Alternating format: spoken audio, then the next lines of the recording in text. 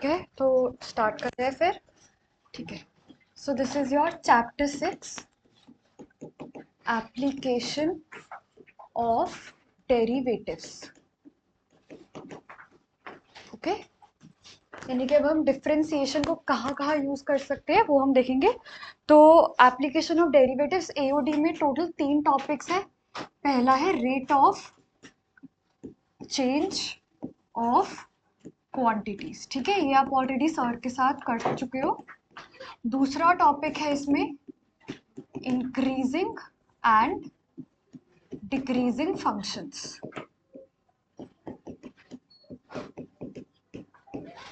ठीक है, और तीसरा टॉपिक है मैक्सिमा या फिर मैक्सिमम एंड मिनिमम वैल्यू। ठीक है, बाकी और 2 टॉपिक्स है वो सिलेबस का पार्ट है ही नहीं। ओके, सो आपके सिलेबस में सिर्फ ये 3 टॉपिक्स है, rate of change, increasing decreasing and maxima minima. सिर्फ 3 टॉपिक्स है, ये आप ऑलरेडी कर चुके हो। इसकी आज एक क्लास हो जाएगी और एक और क्लास, फिर ये भी टॉपिक हो जाएगा, उसके बाद मैक्सिमा एंड मिनिमा। ओके, तो अब सबसे पहले तो हेडिंग डाल लो इंक्रीजिंग एंड डिक्रीजिंग फंक्शंस।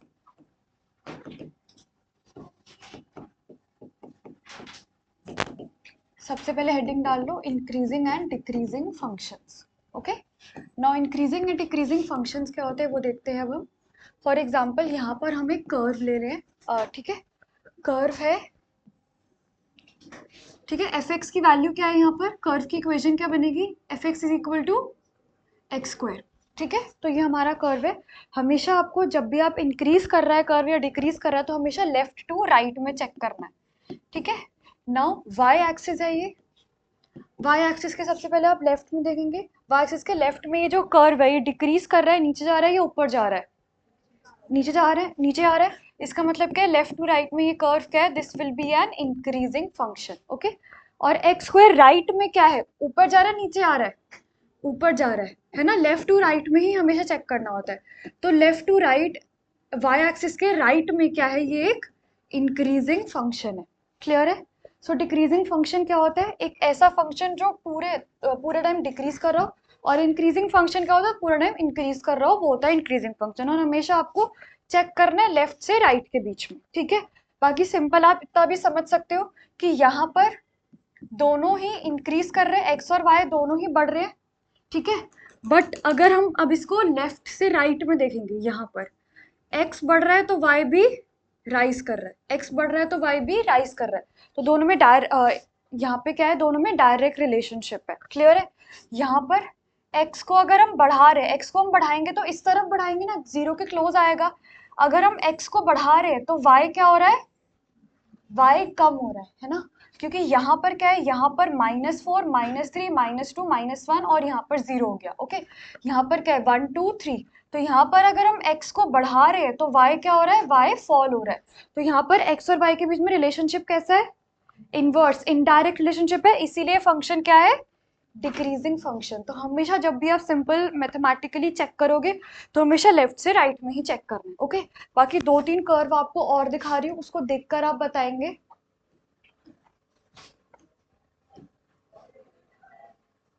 ये क्या है, ये इंक्रीजिंग है या डिक्रीजिंग है, ये इंक्रीजिंग है, this is an increasing function. ठीक है, whereas if I talk about this, ये क्या है, ये एक डिक्रीजिंग फंक्शन है। ओके फाइन, नाउ ये क्या है, तो इन दोनों में फर्क क्या है,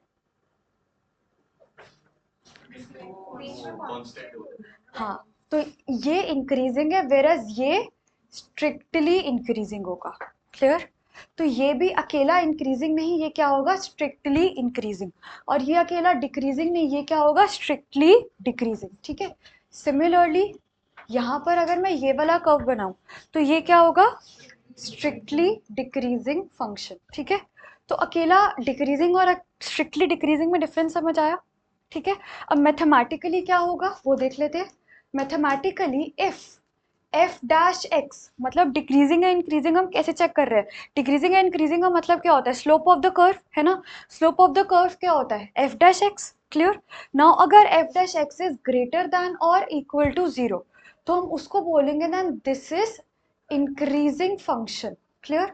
and if F dash x is less than equal to 0 तो ये होगा एक decreasing function, okay. Whereas if F dash x is greater than 0 तो फिर वो होगा स्ट्रिक्टली इंक्रीजिंग फंक्शन, यानी कि वो कभी भी कांस्टेंट नहीं होगा, okay. And when F dash x is less then 0 तो फिर वो क्या बोलोगे आप, स्ट्रिक्टली डिक्रीजिंग फंक्शन, ठीक है। तो ये सारी चीजें नोट कर लो एक बार, क्योंकि इसी से पता चलेगा। हाँ, अगर ये इक्वल टू 0 होगा तो फिर वो यहीं आ जाएगा ना, लेस देन या इक्वल टू, क्योंकि वो पूरी एक रेंज में चेक होगा। यहाँ पर हम पूरी रेंज में चेक कर रहे हैं इसको, क्लियर है। तो यहाँ पर ये ग्रेटर भी है और एक पॉइंट ऑफ टाइम पर ये इक्वल टू 0 भी आ रही है इसकी स्लोप। इस वजह से हम यहाँ, हमारा ये पूरा का पूरा जो कर्व है वो ग्रेटर देन इक्वल टू 0 हो जाएगा, ठीक है। अगर F dash X equal to 0 होगा वो तो हमारा एक पॉइंट होगा जहां पर कर्व अपना कर्वेचर चेंज कर रहा है, ठीक है। जैसे अगर मैं ये वाला इक्वेशन ले रही हूँ, F x is equal to X square, clear ना। एफ डैश एक्स क्या आएगा, 2x। तो हम 0 अगर आ रहा है तो इसका मतलब क्या है कि वहां पर हम उसको चेक नहीं कर सकते, ठीक है। तो वो सिंपल एक पॉइंट रिफ्लेक्ट करेगा जहां पर कर्व अपना कर्वेचर चेंज कर रहा है, ठीक है।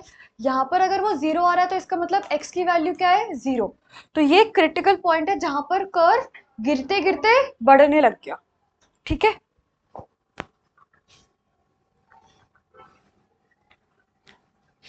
अगर जैसे डेरिवेटिव आपका एफ डैश एक्स 0 कब आएगा, अगर एफ एक्स कोई कांस्टेंट वैल्यू होगी तभी एफ डैश एक्स 0 आ सकता है ना। तो उस सिर्फ अगर ये कांस्टेंट है तभी एफ डैश एक्स 0 आ सकता है। तो ये तो ऑलरेडी एक स्ट्रेट लाइन था, तो फिर हम इधर तो कुछ रेट ऑफ चेंज निकाल ही नहीं सकते। यहाँ पर हम इंक्रीजिंग या डिक्रीजिंग निकाल ही सकते क्योंकि तो कांस्टेंट वैल्यू है, ठीक है। हो गया, ये नोट हो गया। बस ये चीज मेन नोट करनी है आपको। Done, okay. अच्छा, अब इंक्रीजिंग और डिक्रीजिंग को कैलकुलेट करने के लिए हम 4 स्टेप फॉर्मूला करेंगे, ठीक है। वो 4 स्टेप से ही आपका पता चल जाएगा कि आपको कि वो इंक्रीजिंग है या डिक्रीजिंग फंक्शन है, okay. Now step number 1 would be to find critical points. Finding critical points, critical points कैसे निकालोगे, एफ डैश एक्स से निकालोगे, ठीक है। क्रिटिकल पॉइंट्स कैसे निकालोगे, you will put by putting F dash x is equal to 0, ठीक है। F dash X equal to 0 कर कर हमारे पास क्रिटिकल पॉइंट्स आ जाएंगे। तो मान लेते हैं क्रिटिकल पॉइंट्स आ रहे हैं C1, C2 एंड C3, ठीक है। तो हमारे 3 क्रिटिकल पॉइंट्स आ रहे हैं। जैसे यहाँ पर हमने क्या करा था, हमने एफ डैश एक्स को 0 रखा और हमारा क्रिटिकल पॉइंट क्या आया, x इक्वल टू 0। तो सबसे पहले हमें क्या करना होता है, क्रिटिकल पॉइंट्स हमने निकाले। तो मान लेते हैं कि यहाँ पर हमारे 3 क्रिटिकल पॉइंट आ रहे हैं C1, C2 एंड C3, ठीक है। क्रिटिकल पॉइंट निकालने के बाद step number two would be to make intervals. अब नेक्स्ट रहेगा आपको इंटरवल्स बनाना। इंटरवल्स का मतलब क्या होता है, जैसे ये वाला जो कर्व है इसकी जो मिनिमम वैल्यू है, मिनिमम वैल्यू क्या रहेगी इसकी, माइनस इन्फिनिटी, और मैक्सिमम वैल्यू क्या रहेगी इसकी, इन्फिनिटी, ठीक है। तो हमें ये पता चल रहा है कि ये पूरा ये जो हमारा कर्व है ना, ये x इक्वल टू 0 पर अपना कर्वेचर चेंज कर रहा है, क्लियर है। तो इसके 2 इंटरवल बन जाएंगे, एक क्या बनेगा माइनस इन्फिनिटी से 0 और दूसरा क्या बनेगा 0 से इन्फिनिटी, ठीक है। तो हमारा सेकंड स्टेप क्या रहेगा कि अब हमें इंटरवल्स बनाने हैं, क्लियर। इंटरवल्स बनाने हैं, वो इंटरवल्स कैसे बन जाएंगे, यहाँ पर it would be make intervals. तो यहाँ पर बन जाएगा माइनस इन्फिनिटी से C1 comma C1 comma C2 comma C2 comma C3 and comma C3 comma infinity तक, ठीक है। तो ये 4 इंटरवल्स बन गए हमारे, fine. Step number 3 would be to check the sign of F dash X, यानी कि अब आपको एफ डैश एक्स का साइन चेक करना है इंडिविजुअल इंटरवल्स में, ठीक है। Check sign of F dash X in individual intervals, ठीक है।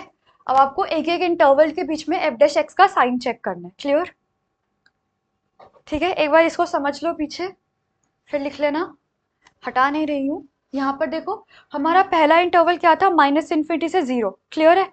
एफ डैश एक्स की वैल्यू क्या है, 2x, ठीक है। 0 से इक्वेट करने के पहले वाली एफ डैश एक्स की वैल्यू बोलना, क्लियर। क्योंकि सिंपल सी बात है, अगर -2 होता और 0 से आप इक्वेट करके तो -2 तो पूरा का पूरा एलिमिनेट हो जाता, तो खाली x बचता। तो कई बच्चे सिर्फ और सिर्फ x में ही ये वैल्यू डाल देते हैं, तो वो गलती नहीं करनी। 0 से इक्वेट करने से पहले जो एफ डैश एक्स की वैल्यू आती है ना, हमेशा उसको कंसिडर करना है आपको, ठीक है। सो 0 से इक्वेट करने से पहले एफ डैश एक्स की वैल्यू क्या है, 2x।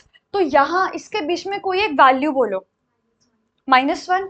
सो ट्वाइस ऑफ -1 क्या आ रहा है, -2। इसका मतलब क्या है, यहां पर f dash x is less then 0। तो दिस इज ऑब्वियस कि अगर f dash x less than 0 तो curve is strictly decreasing, clear. अब 0 से इंफिनिटी के बीच में कोई वैल्यू बोलो, 1। सो ट्वाइस ऑफ 1 क्या होगा, 2। सो अब यहां पर क्या है, f dash x is greater than 0, clear है। तो इसका मतलब क्या है कि 0 से इंफिनिटी के बीच में curve is strictly increasing, clear. 0 को इंक्लूड नहीं करा क्योंकि 0 पर तो कर्वेचर चेंज हो रहा है ना, उस पर्टिकुलर पॉइंट पर हम इंक्रीजिंग और डिक्रीजिंग नहीं निकाल सकते, क्लियर है ये बात, ओके। तो सेकंड स्टेप क्या होगा, check the sign of F dash X in individual intervals, clear है। इंडिविजुअल इंटरवल्स में आपको एफ डैश एक्स का साइन चेक करना है। तो यहाँ पर क्या हो जाएगा, if F dash x is greater than 0 then F x is strictly increasing, ठीक है। and if f dash x is less than 0 then fx is strictly decreasing function, ठीक है। सो अब हमने जो हमारा एग्जाम्पल लिया था जहां पर हमारे 3 क्रिटिकल पॉइंट्स आए थे C1, C2 एंड C3, तो उसके अब हम इंटरवल्स फाइंड करेंगे, ओके फाइन। तो फॉर एग्जाम्पल इधर हम पॉइंट लेते हैं, नंबर लाइन पे प्लॉट कर लेते हैं। इधर हमारा -∞, इधर हमारा पॉजिटिव इन्फिनिटी है। 3 पॉइंट्स आ गए, C1, C2 एंड C3, ठीक है। फॉर एग्जाम्पल मान लेते हैं फर्स्ट इंटरवल पे ये इंक्रीजिंग है, सेकंड पर 97% ऑफ द टाइम हमेशा ऑल्टरनेटिव ही चलता है, तो अगला वाला डिक्रीजिंग हो जाएगा, फिर इंक्रीजिंग और फिर डिक्रीजिंग रहेगा, ठीक है। क्योंकि यहाँ पर 97% ऑल्टरनेटिव चलेगा, बट कुछ केसेस होते हैं जहां पर हमारा कर्व अपना कर्वेचर तो चेंज कर रहा है, बट वो इंक्रीजिंग का इंक्रीजिंग या फिर डिक्रीजिंग का डिक्रीजिंग ही रहता है। फॉर एग्जाम्पल एक क्वेश्चन लेते हैं, एक इक्वेशन लेते हैं, F x is equal to X cube है जैसे, ठीक है। इसका कर्व कैसे बनता है, इस तरह से बनता है। सो लेफ्ट से राइट पे चेक करो, लेफ्ट से राइट पे ये इंक्रीज हो रहा है, डिक्रीज हो रहा है, इंक्रीज हो रहा है, तो ये इंक्रीजिंग हो गया। और लेफ्ट से राइट पे अब फर्स्ट क्वाड्रेंट में चेक करो, इंक्रीज हो रहा है, डिक्रीज हो रहा है, इंक्रीज है। तो ये all through out the curve क्या है, इंक्रीजिंग है या डिक्रीजिंग है, थ्रू आउट द कर्व क्या है, इंक्रीजिंग ही है ना। बट क्या ये कर्वेचर अपना चेंज कर रहा है, यस, x इक्वल टू 0 पर ये कर्वेचर अपना चेंज तो कर ही रहा है, यानी कि ये कॉन्वेक्स से कॉन्केव हो चुका है, क्लियर है। सॉरी, कॉन्केव से कॉन्वेक्स हो चुका है, बट ये इंक्रीजिंग का इंक्रीजिंग ही रहा है, ठीक है। सो इसीलिए 97% ऑफ द टाइम्स ऑल्टरनेटिव चलता है, बट कभी कभी हमारा सेम भी चलता है, ठीक है। कर्व अपना कर्वेचर बदलता है, बट स्टिल सेम भी चलता है, क्लियर है, ओके। अच्छा, अब यहाँ पर एक चीज रह गई, इधर से -∞ से 0 के बीच में ये डिक्रीजिंग है, और 0 से इंफिनिटी के बीच में ये इंक्रीजिंग है, ठीक है। अगर ये अलग अलग इंटरवल्स बोलूं तो उसमें पहले डिक्रीजिंग फिर इंक्रीजिंग रहा, बट अगर मैं आपको डायरेक्टली -∞ से इंफिनिटी के बीच में बोलूं तो उसमें क्या बोलोगे आप, अगर पूरा इकट्ठा पूछूं तो जब आपसे इकट्ठा पूछा जाए तो उसका आंसर क्या होता है, नीदर इंक्रीजिंग नॉर डिक्रीजिंग, ठीक है। क्या क्या बोलना है उधर, नीदर इंक्रीजिंग नॉर डिक्रीजिंग।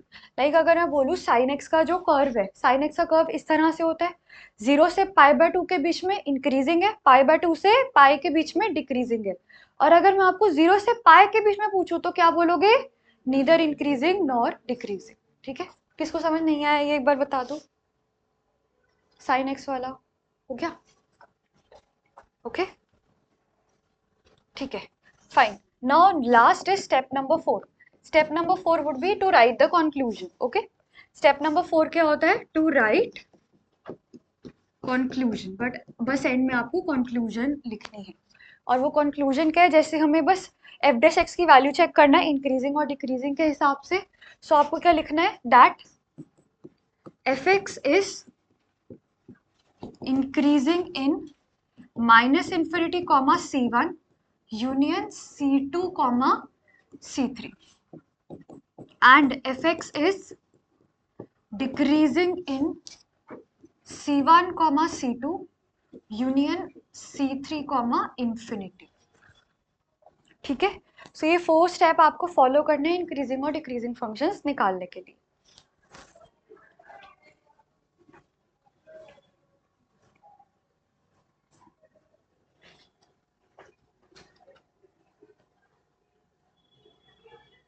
ठीक है, और अगर माइनस इन्फिनिटी से इन्फिनिटी के बीच में पूरा पूछा जाए तो उधर क्या लिखोगे, neither increasing nor decreasing. Clear है? तो इसका मतलब क्या है कि हम कर्व जो हमारा एफ एक्स है वो कब कब इंक्रीज कर रहा है कब कब डिक्रीज कर रहा है, उसको हम एफ एक्स की हेल्प से नहीं, उसको हम एफ डैश एक्स की हेल्प से हमेशा फाइंड करते हैं। ठीक है, तो साइन आपको एफ एक्स के चेक नहीं करने, किसके साइन चेक करने हैं आपको, एफ डैश एक्स के साइन चेक करने। ठीक है, करते करते हो सकता है भूल जाओ।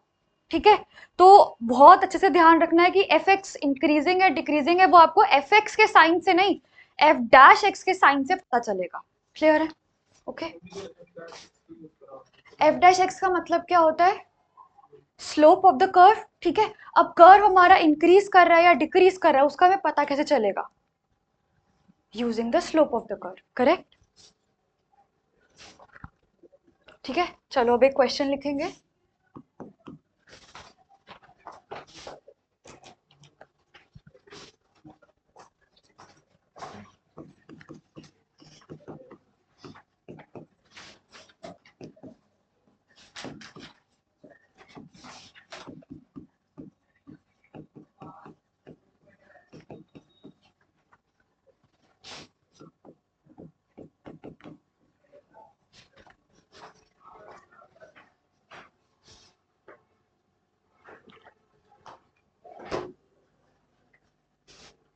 क्वेश्चन लिखा है? अभी रुको, अभी सॉल्व मत करना, पहले खाली नोट कर लो क्वेश्चन। क्वेश्चन नोट हो गया? ठीक है, एक minute.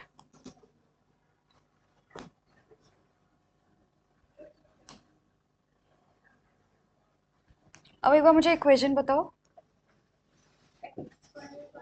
x to the power of 4 divided by 4 minus x cube minus 5x square 24x plus 12। देखो एक बार चेक कर लो, पक्का यही है ना? ठीक है, अब एक बार हम एफ एक्स का ग्राफ देखते हैं।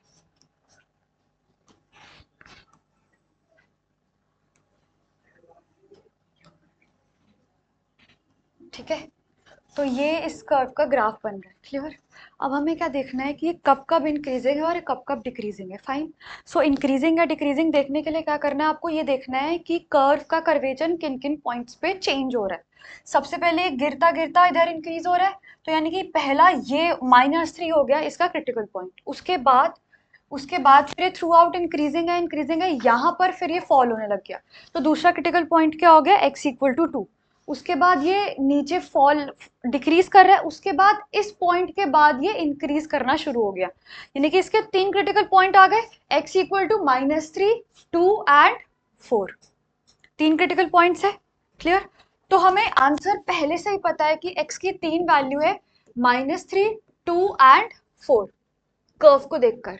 ओके, तो इंटरवल्स क्या हो गए, पहला इंटरवल क्या है, -∞ से -3, दूसरा -3 से 2, 2 to 4 and 4 to infinity. Correct? So -∞ से -3 के बीच में क्या है, ये decreasing, strictly decreasing. Clear? Strictly decreasing. -3 से 2 के बीच में स्ट्रिक्टली इंक्रीजिंग। ठीक है, 2 to 4 strictly decreasing, then 4 to infinity strictly increasing। ठीक है, सो हमने कर्व को देखकर ये चीज़ इंटरप्रेट पहले से कर ली। अगर हमें कर्व दिया हुआ तो हम ये चीज़ पहले से इंटरप्रेट कर सकते हैं, बट आपको तो सीधा यही क्वेश्चन आएगा ना एग्जाम में, आपको तो कोई ऐप डेस्मोस नहीं मिलेगा आपको कर्व ड्रॉ करने के लिए। तो उस केस में अब आप इंक्रीजिंग और डिक्रीजिंग कैसे निकालोगे? Using slope of the curve, that is F dash X. Okay, तो यहाँ पर हम वही वो 4 स्टेप फॉर्मूला यूज करेंगे। स्टेप नंबर 1 क्या था? To find F dash X. ठीक है, तो सबसे पहले सारे रजिस्टर्स पर अपने एफ डैश एक्स निकालो।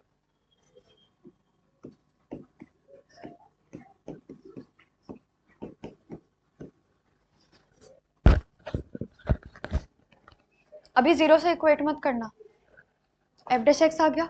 ठीक है, अब यहाँ पर आप हिट एंड ट्रायल से निकालेंगे इसको। सबसे पहला रूट मुझे बताओगे एफ डैश एक्स कितना आ रहा था? एक्स क्यूब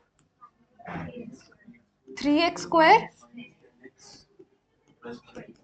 ठीक है, तो सबसे पहले हम x की वैल्यू हिट एंड ट्रायल से निकालते हैं। बहुत बच्चे लॉन्ग डिवीजन भूल गए थे, मैं रिवाइज करवा देती हूँ, कल भी बहुत बच्चों को याद नहीं थी। तो सबसे पहले आप किस पे चेक करोगे?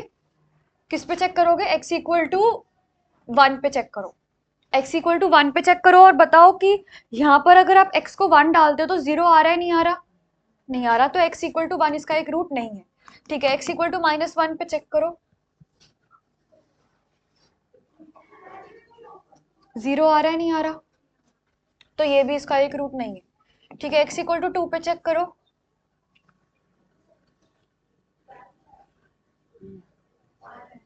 x इक्वल टू 2 पर आ रहा है। क्लियर? तो इसका मतलब क्या हुआ गया? x इक्वल टू 2 इस पर्टिकुलर इक्वेशन का एक रूट है। इसके बाद लॉन्ग डिवीजन मुझे ऑनेस्टली बता दो किस किस को याद नहीं है। ठीक है, देख लो एक बार कैसे करते हैं। तो हमें इतना पता चल गया दैट x इक्वल टू 2 इसका एक रूट है। तो हम क्या करेंगे? x माइनस 2 को, मतलब x माइनस 2 से इस पूरे को हम डिवाइड करेंगे। ठीक है, किससे? X cube minus 3x square minus 10x plus 24। ठीक है, so this will be your dividend and this will be your question, this will be your divisor. Correct. ठीक है, तो सबसे पहले आपको क्या करना होता है? एक्स क्यूब को x से डिवाइड करना है। कितना आ गया? X square. क्लियर? फिर एक्स स्क्वायर को इन दोनों से मल्टीप्लाई करोगे, कितना आ गया? X cube minus 2x square. Clear? इसके बाद साइन चेंज करने हैं, प्लस का माइनस, माइनस का प्लस, ये तो पूरा कैंसिल हो जाएगा। -3x² प्लस 2x² कितना आ गया? -x²। क्लियर? अब इसके बाद -x² को x से डिवाइड करो, कितना आ गया? -x। ठीक है, नाउ -x इंटू -x, अच्छा ये सब कुछ कैरी नीचे आएगा सबसे पहले।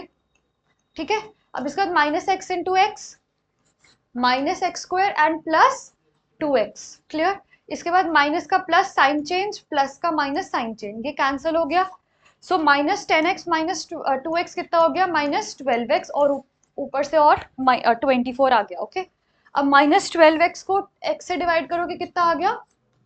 -12। Clear? Now -12 into x is -12x and into -2 is +24। Now plus का माइनस का प्लस एंड प्लस का माइनस, तो ये तो पूरा ही कट हो गया।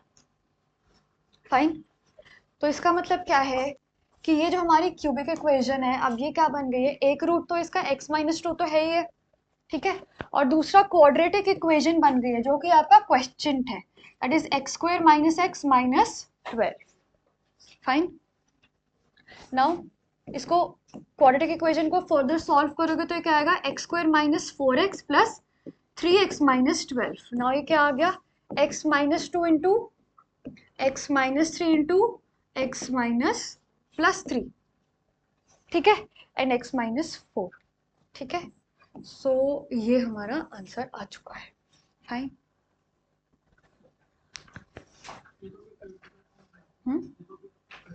हाँ अभी तो सिर्फ क्रिटिकल पॉइंट्स निकाले हैं, अभी तो हमने सिर्फ क्रिटिकल पॉइंट्स निकाले हैं। क्लियर? अच्छा, अब मैं आपको लॉन्ग डिवीजन मेथड का एक ऑल्टरनेट वे भी बता रही हूँ, अगर आपको वो करना है आप वो कर सकते हो। ठीक है, एक बार देख लो सारे, एक बार देख लो। आपको क्या करना है? सबसे पहले ना एक बार देख लो, और लॉन्ग डिवीजन का ऑल्टरनेट वे बता रही हूँ। ठीक है, क्या करना है आपको? ये जो क्यूबिक इक्वेशन है ना, इनके सारे कोफिशिएंट्स को नोट करना है। इसका कोफिशिएंट क्या है? 1, -3, -10 एंड 24। ठीक है, मैं यहाँ पर लिख रही हूँ सारे कोफिशिएंट्स। 1, -3, -10 एंड 24। ठीक है, सबसे पहले आपको हिट एंड ट्रायल करके एक रूट तो निकालना ही पड़ेगा। एक रूट क्या है? 2 है ना, तो वो यहां पर हमने लिख दिया। क्लियर? अब ध्यान से देख लो एक बार। सबसे पहले पहला वाला एक बार आरुष ऊपर देख लो, कोफिशिएंट्स लिखे, एक रूट हमने यहाँ पर लिख दिया हिट एंड ट्रायल से। उसके बाद पहला वाला आपको कॉपी पेस्ट नीचे करना है। ठीक है, पहला वाला कॉपी पेस्ट होगा। उसके बाद हर नीचे वाले एलिमेंट को आपको 2 से मल्टीप्लाई कर कर फर्दर नेक्स्ट स्टेप पे लिखना है। Okay, now 2 into 1 is 2। ठीक है, अब इधर सिंपल ऐड सबट्रैक्ट करोगे, कितना आ गया? -1। मल्टीप्लाई करके कितना आ गया? नेक्स्ट स्टेप पे लिख दिया। ऐड सबट्रैक्ट करके कितना आ गया? मल्टीप्लाई करके कितना आ गया? ऐड सबट्रैक्ट करके कितना आ गया? ठीक है, अब इसके साथ एक्स स्क्वायर और इसके साथ अकेला एक्स, क्या बन गया? X square -x -12। क्वेश्चन आ गया। क्लियर? तो एक ऑल्टरनेट मेथड है आपको, वो अगर वो समझ नहीं आ रहा है, फिर वो लंबा लग रहा है, तो आप इसे भी फॉलो कर सकते हो। ठीक है, क्या दोनों केस में पहले तो हिट एंड ट्रायल करना ही पड़ेगा। ओके, अब उसके बाद आपकी मर्जी है, चाहे आप उसको लॉन्ग डिवीजन लगाओ या फिर टेबल मेथड लगा लो। ठीक है,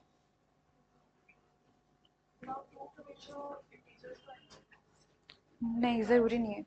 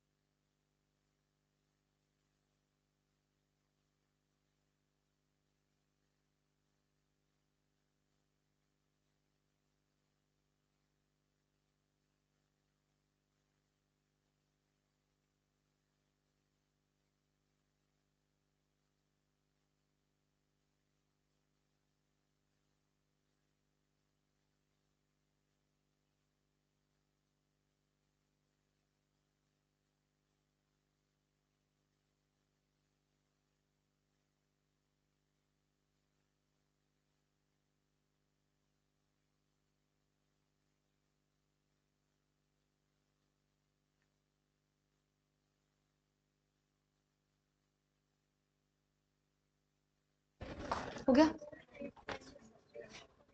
ओके, तो हमने इसको सॉल्व करा तो क्या आ गया? x -2, x +3 and x -4। ठीक है, जब हमने ये करा था हमारे रूट्स यही आ रहे थे, -3, 2 एंड 4। क्लियर? इधर भी वही आया है। ठीक है, now you will put f' is equal to 0. So x -2 into x +3 and x -4 is equal to 0. Hence x is equal to -3, 2 and 4. Clear? सो ये आपके 3 क्रिटिकल पॉइंट्स आ गए हैं इस पर्टिकुलर fx के, इस पर्टिकुलर इक्वेशन के। क्लियर? नाउ जो अगला स्टेप रहेगा, मतलब जो 3 स्टेप्स है ना, वो हमें 2 स्टेप्स है, step number 2 and step number 3, वो हमें इकट्ठा परफॉर्म करने टेबल बनाकर। ओके, नहीं नहीं, ऐसा कुछ भी नहीं है, बिल्कुल नहीं है ऐसा कुछ। ठीक है, अब हम यहाँ पर टेबल बनाएंगे और टेबल बनाकर ही आपको इंक्रीजिंग और डिक्रीजिंग निकालना है। स्टेप नंबर 2 और 3 टेबल बनाकर सॉल्व करना है। ओके, अब इंटरवल क्या हो गए? पहला इंटरवल इज -∞ से -3, then -3 to 2, 2 to 4 and 4 to ∞। Clear? तो स्टेप नंबर 2 क्या था, इंटरवल्स बनाना है, तो हमने ऐसे टेबल में इंटरवल्स बनाए। Step number 3 check sign of F dash X. Okay, तो वो इधर टेबल में ही लिखना है, यानी कि इधर कॉलम में ही आएगा। Check sign of F dash X, F dash X का साइन चेक करना है। अब एफ डैश एक्स का साइन आप कैसे चेक करेंगे वो देख लो, एक बार देख लो, फिर नोट कर लेना। एक बार देख लो, -∞ से -3 के बीच में कोई एक नंबर लो, -4, ठीक है, -4 ले लेते हैं। अब यहाँ पर क्या करना है आपको, इसको देखना है, ऑब्जर्व करना है। ओके, इधर एक बार ऊपर लिख देती हूँ, x-2 x+3 एंड x-4। क्या लिया आपने पॉइंट, -4 लिया, ठीक है। सॉल्व मत करना, खाली नेगेटिव पॉजिटिव देखना है आपको, हर ब्रैकेट का नेगेटिव पॉजिटिव देखना है सिर्फ। ओके, -4 -2 नेगेटिव या पॉजिटिव, ठीक है। -4 +3 नेगेटिव या पॉजिटिव, बोलो नेगेटिव, देन नेगेटिव, तो ये ऑल टुगेदर क्या हो जाएगा, नेगेटिव। तो पहले इंटरवल में क्या है, ये डिक्रीजिंग, ठीक है। अब उसके बाद -3 से 2 के बीच में कोई एक पॉइंट बोलो, 1 ले लिया, ठीक है। अब इधर नेगेटिव पॉजिटिव, नेगेटिव फिर पॉजिटिव फिर नेगेटिव, पूरे में पॉजिटिव, ठीक है। ओके, 2 से 4 के बीच में 3 ले लिया, ठीक है। पहला वाला पॉजिटिव फिर नेगेटिव, और पूरा में क्या हो जाएगा, नेगेटिव, ठीक है। फिर 4 से इंफिनिटी के बीच में 8 ले लो, ठीक है। इधर positive then positive then positive, पूरे में क्या हो जाएगा, पॉजिटिव, ठीक है। नाउ कॉलम नंबर 3 आएगा, वो रहेगा आपका इंक्रीजिंग और डिक्रीजिंग फंक्शन। ओके, तो पहला वाला decreasing, strictly decreasing, then strictly increasing, then strictly decreasing, and then strictly increasing. Okay, now आखिरी स्टेप रहेगा टू राइट द कंक्लूजन। तो क्या रहेगा, fx is strictly increasing in -3, 2 union 4, infinity, and fx is strictly decreasing in -∞, -3 union 2 to 4, ठीक है। Sign check कहाँ से करोगे, एफ एक्स में डालकर या फिर वैल्यूज को एफ डैश एक्स में डालकर, एफ डैश एक्स में डालकर चेक करोगे। सो ये है आपका एफ डैश एक्स, है ना।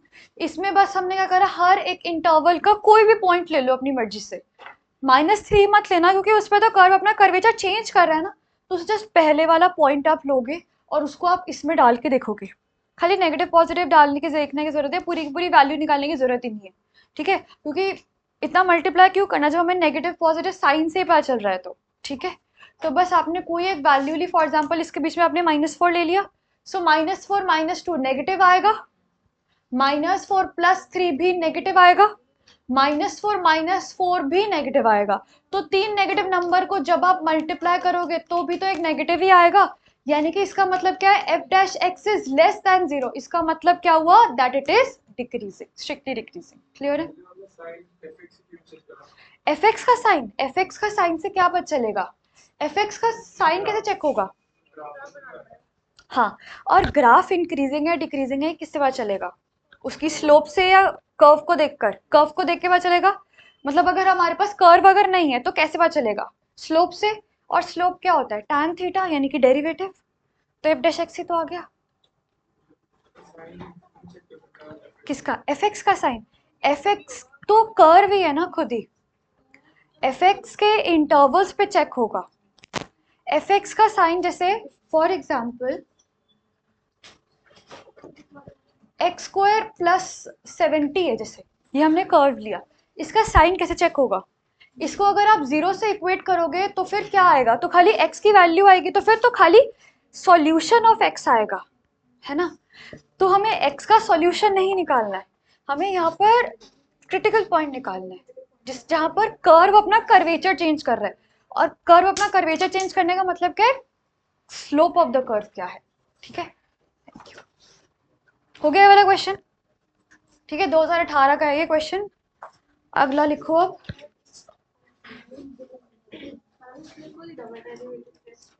डबल डेरिवेटिव टेस्ट नहीं होता, वो मैक्सिमा मिनिमा में होता है।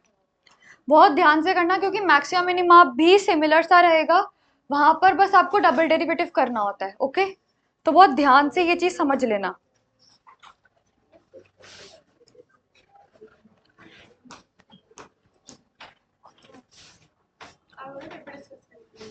अच्छा 2 मिनट बैठो, फिटिंग रूम।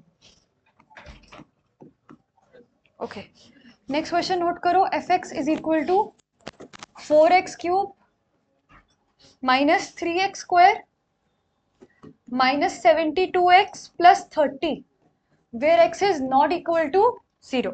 ठीक है, इसका निकालो एक बार।